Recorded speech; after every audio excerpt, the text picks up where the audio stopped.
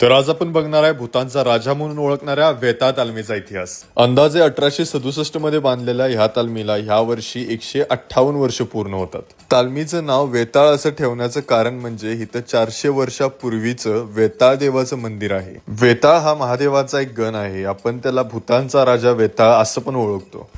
प्रत्येक गावाच्या वेशीवरती वेताळ देवाचं मंदिर असतंय। पूर्वी इथं कोल्हापूरची वेश होती म्हणून इथं वेताळचं मंदिर आहे असं म्हणतात। वेताळ तालीम दरवर्षी 2 गणपती बसवतात। एक मानाचा गणपती जो त्यांच्या तालमीमध्ये असतोय आणि दुसरा गणपती जो त्यांच्या मांडवामध्ये असतोय।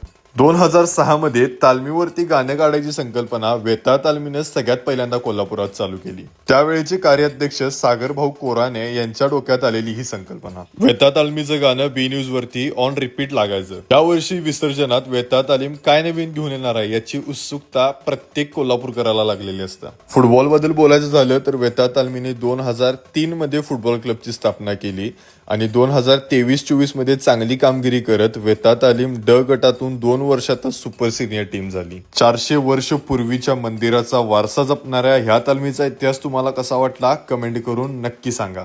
आणि नेक्स्ट कोणत्या तालमीचा इतिहास बघायला आवडेल हे पण सांगा।